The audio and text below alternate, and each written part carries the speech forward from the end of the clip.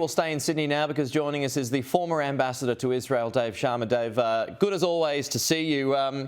Since we last spoke a bit over a week ago, what do you make of the government and in particular the Prime Minister's response to Israel's response?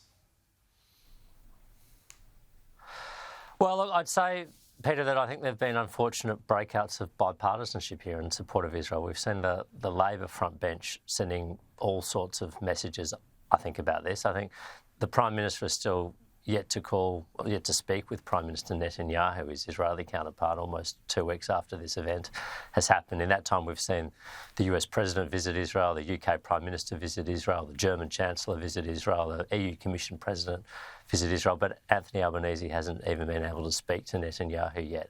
I just think they're, unfortunately, horribly conflicted on this. They're not full-throated in their support of Israel's right to defend itself, and I think that's regrettable. This is a country with whom we share deep historical and values ties, with a sizable community. Let me just make this point.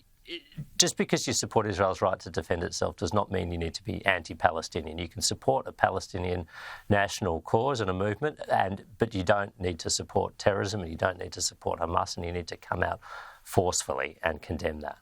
So you think Anthony Albanese should be going to Israel as soon as he can?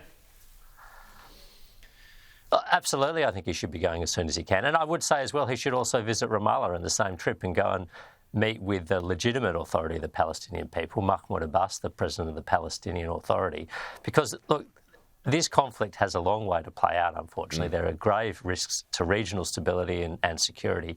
And as Australia's history tells us, when conflict breaks out in the Middle East, we are inevitably impacted and we inevitably become involved. And I'm certain when Anthony Albanese is in Washington later this week, this topic will be high up on the list of items discussed. Yeah. And I quite expect that there will at least be some expectation that Australia supports US stabilisation efforts in the region.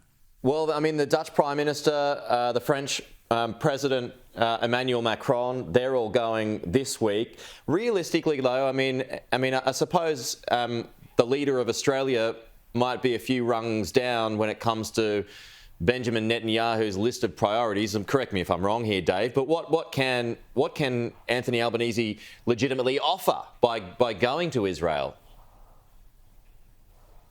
Well, I think it's an important sign of, firstly, diplomatic support to Israel after it's suffered this is the worst attack that it's ever suffered in its modern-day history. It's like 12 September the 11th happening in one single day for Israel.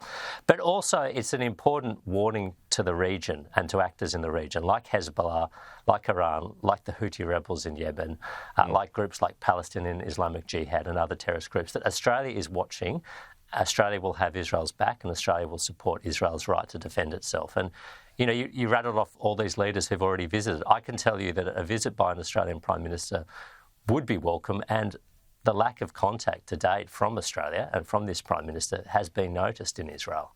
You just brought up a few places there, and there were these strikes on the West Bank, strikes in Syria, strikes in Lebanon. You've had strikes from Yemen the other day involving the US Navy. How precarious is this moment at the moment, Dave, and the risk of it spreading into a much broader conflict? I think it's very precarious. I think it's, at least over the last 3 to 4 decades, this is probably the most dangerous moment we've seen in the Middle East. I think there is a very real risk that this conflict spreads. We've already seen an uptick in militant and terrorist activity in southern Lebanon, where Hezbollah is, in the West Bank, where groups like Palestinian Islamic Jihad are.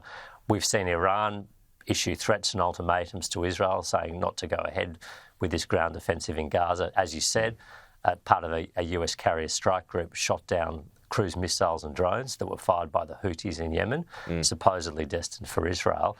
There's a very real risk that this gets a lot worse.